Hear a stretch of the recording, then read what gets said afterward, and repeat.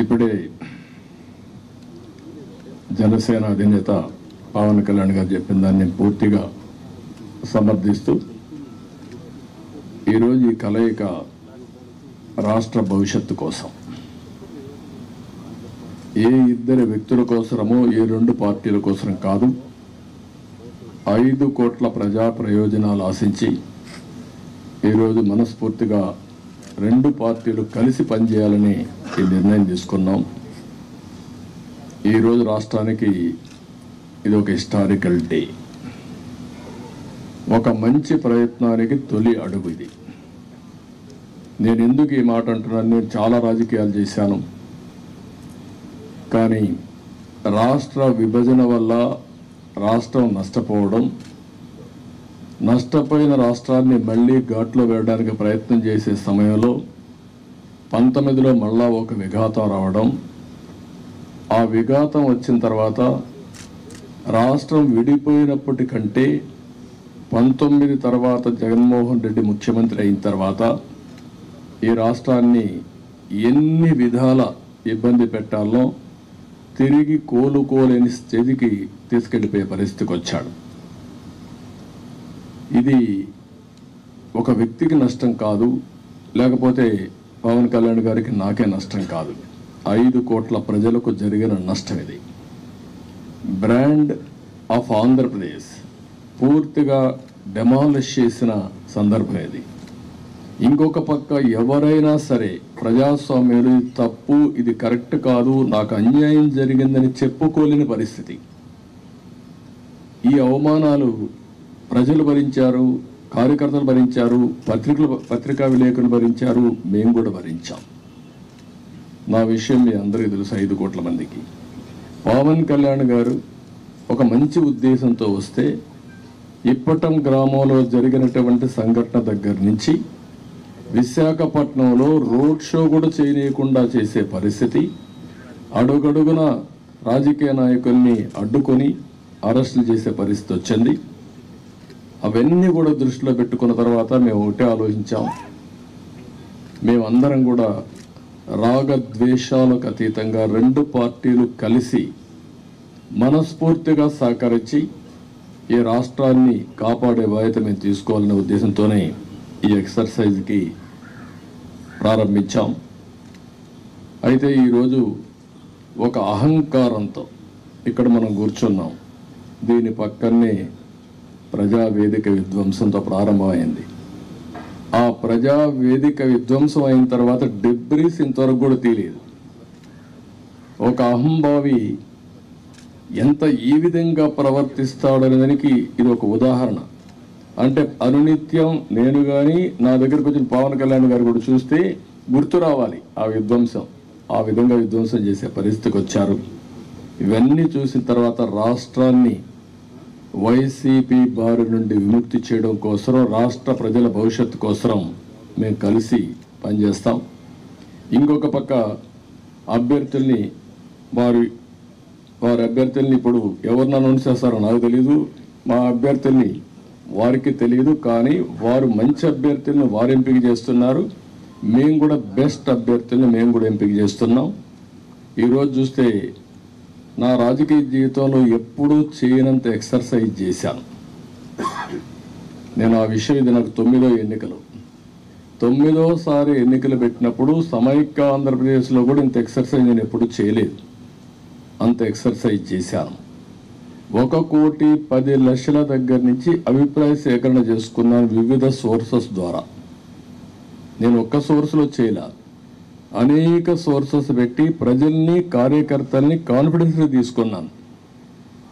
నేను ఒక మహత్తరమైన కార్యక్రమానికి శ్రీకారం చుట్టినప్పుడు నాకు సరైన సమాచారం కూడా ఉంటే సరైన నిర్ణయాలు తీసుకుంటాం. నాకు సరైన సమాచారం లేకపోతే సరైన నిర్ణయాలు తీసుకోలేమనే ఉద్దేశంతో సమాచారం తీసుకొని అన్ని కోణాల్లో విశ్లేషించిన తర్వాతనే ఈ 94 మంది అభ్యర్థుల్ని ఈరోజు వడబోసి ఫైనలైజ్ చేశాం. ఇందులో కూడా మీరు చూస్తే ప్రజల మధ్య ఉండే వ్యక్తులు కానీ, ప్రజలు కోరుకునేవారు, ప్రజల ఆమోదయోగ్యం ఉండేవాళ్ళు, సమర్థవంతంగా ఎన్నికల్ని ఎదుర్కొని అవతల వాళ్ళతో పోటీపడే అభ్యర్థుల్ని ఎంపిక చేయడం జరిగింది. ఈరోజు ఈ 2 ఎక్సర్సైజుల్లో 118 పూర్తయినాయి. 94 మేము చేశాం, వారు 24లో 5 అనౌన్స్ చేశారు. మిగిలిన అభ్యర్థులను వారు కూడా ఎంపిక చేస్తారు. మొత్తం కలిసి 118 మంది అభ్యర్థులు మేము ఎంపిక చేసుకునే పరిస్థితికి వచ్చాం.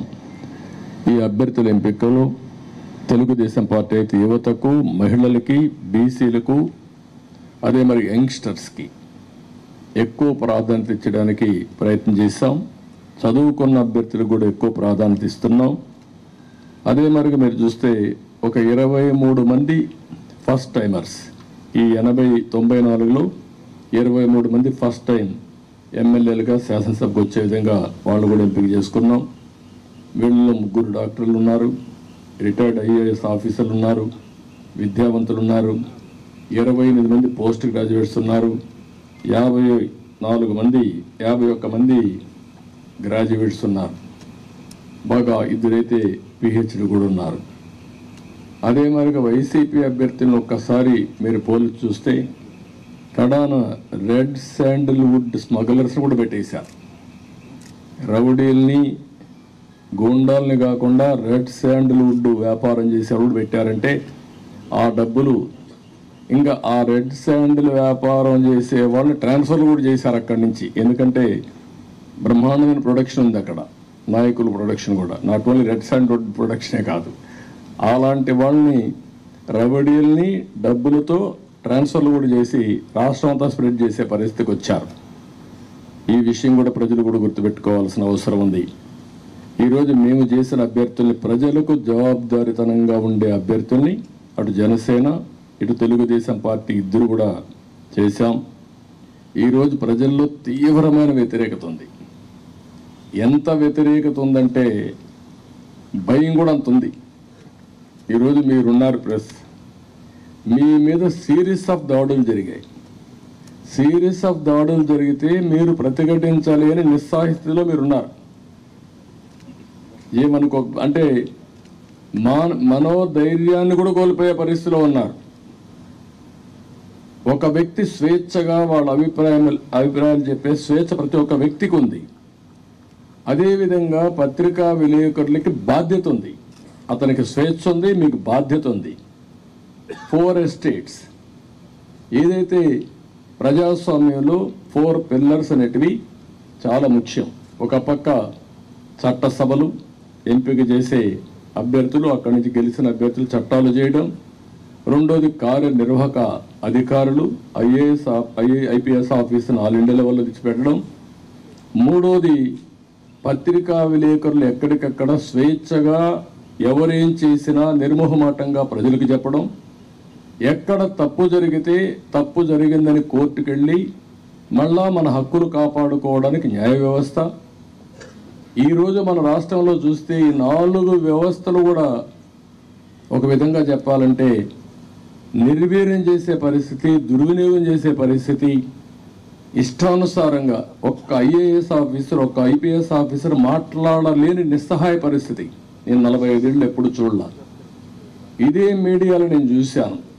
ఇది ఎంత పరాకాష్టం మీరు కూడా గుర్తుపెట్టుకోవాలి. ఇదే మీడియాలో ఒక్కసారి ఒక జీవో తీసుకొచ్చి నియంత్రణ చేస్తున్నానని రాజశేఖర రెడ్డి ఒక జీవో తీసుకురావడానికి ఫైల్ మూవ్ చేశాడు. అంతే, ఫైల్ మూవ్ చేస్తే నెక్స్ట్ డే మేము అసెంబ్లీలో పట్టుకున్నాం. నీ ఇష్ట ప్రకారం ఎట్ట చేస్తాం సమాధానం చెప్పమని. అతను భయపడిపోయి కాదు నేను చేయలేదు అన్నాడు.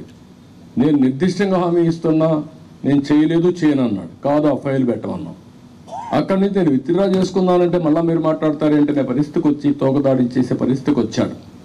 ఈరోజు 2430 జీవో నెంబర్ తీసుకొచ్చి పత్రికా విలేకరుల పైన దాడులు చేయడమే కాకుండా మీ మీద కేసులు పెట్టి మిమ్మల్ని లోపలేసే పరిస్థితికి వచ్చారు. ఇది భారతదేశ చరిత్రలో ఎక్కడా జరిగిందని నేను అనుకోను. ఈరోజు ప్రజాధనంతో ప్రజల మీద కక్ష తీర్చుకోవడానికి న్యాయ వ్యవస్థను దుర్వినియోగం చేసే పరిస్థితికి వచ్చారు. ఒక్కొక్క అడ్వకేట్కి ఇంటి కోట్ల రూపాయలు, కామన్ మ్యాన్ కోట్ల రూపాయలు పెట్టుకుని అడ్వకేట్ని పెట్టుకునే పరిస్థితిలో ఉన్నాడా ఈ రాష్ట్రంలో? కనీసం అడ్వకేట్ అంటే తెలుసా? ఇలాంటివన్నీ జరిగే పరిస్థితి వచ్చింది.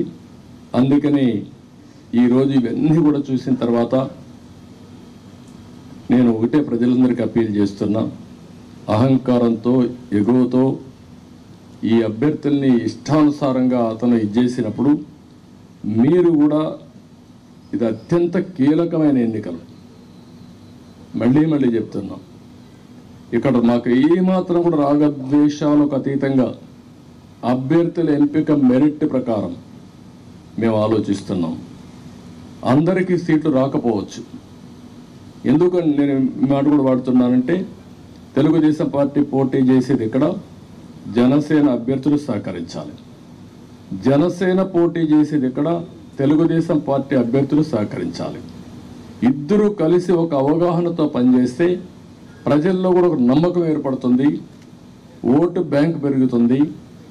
ఎవరైతే ప్రజలు సహకరించాలని ఆలోచన ఉంటారో వాళ్ళకు ఉత్సాహం వస్తుంది. దానివల్ల గెలుపు ఈజీ అవుతుంది. గెలుపు అనేది ఎవరు ఆపలేరు. నేను చాలా స్పష్టంగా కూడా చెప్తున్నా. ఎందుకు ఆ ధీమాతో చెప్తున్నట్టు, ఎప్పుడైతే తెలుగుదేశం జనసేన కలిశామో ఆ రోజే గెలిచామని వైఎస్ఆర్ కాంగ్రెస్ పార్టీ కాడుపడేశారు. వాళ్ళకు తెలుసు, ఏ ఒక్కరిని అడిగినా కూడా వాళ్ళకి అర్థమైంది. కానీ రౌడీజం చేసో, ఇంకొక పక్కన దొంగ ఓట్లు ఎన్యూమరేట్ చేసో, లేకుంటే బూత్ క్యాప్చర్ చేసో, లేకపోతే వాళ్ళకు కావాల్సిన అధికార యంత్రాంగాన్ని, వాలంటీర్స్ని, ఇలాంటి వాళ్ళని దుర్వినియోగం చేసి ఎన్నికలు జరపాలనుకుంటున్నారు. జరగదు. చాలా ఎన్నికలు చూశాను.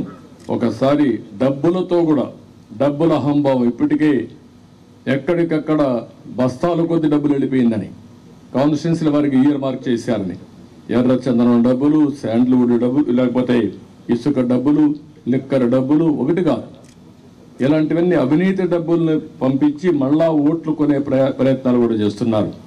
ఇవన్నీ కూడా సమర్థవంతంగా ఎదుర్కొంటాం. ఈరోజు ఒకటే చెప్తున్నా, ఇది ప్రజాస్వామ్యం అంటే ఒక వ్యక్తికి అధికారం కాదు, ఇష్టారాజ్యం కాదు. ప్రజలు వారి జీవితాలు, వారి భవిష్యత్తుని పరిరక్షించేది ప్రజాస్వామ్యం. ఆ ప్రజాస్వామ్యానికే ఒక ముప్పు వచ్చినప్పుడు ప్రతి ఒక్కరి బాధ్యత. ఈరోజు మా దగ్గర డబ్బులు లేకపోవచ్చు, చాలా స్పష్టంగా చెప్తున్నాం. కానీ ప్రజాబలం మా దగ్గర ఉంది. విలువలతో కూడిన రాజకీయం చేశాం. ఇంకొక పక్కన ప్రజల సహకారం, కానీ అదే సమయంలో అందరూ వారి భవిష్యత్తు కోసం పనిచేస్తారని నమ్మకం మాకుంది. మీరు అవసరమైతే ప్రజలే ముందుకొచ్చి 10 రూపాయలు ఖర్చు పెట్టి ఎక్కడికక్కడ అభ్యర్థులు గెలిపించుకునే ప్రక్రియ కూడా మీరు శ్రీకారం చుట్టాల్సిందిగా నేను కోరుతున్నా. ఒక పక్క 5 కోట్ల ప్రజలు, ఒక పక్క ఒక అహంభావంతో, ధనబలంతో, పెత్తందారి విధానాలతో, రౌడీజంతో వస్తున్నటువంటి పార్టీ ఇంకొక పక్క. అందుకే ప్రజలందరూ కోరుతున్నా, మీరు ఆలోచించాల్సిన అవసరం ఉంది. మా బాధ్యత మేము చేస్తాం, మీ బాధ్యత మీరు చేయండి, సహకరించమని మరొకసారి అందరినీ కోరుకుంటూ సహకరిస్తారని చెప్పి ఆశిస్తూ, జై హింద్, జై తెలుగుదేశం, జై జనసేన.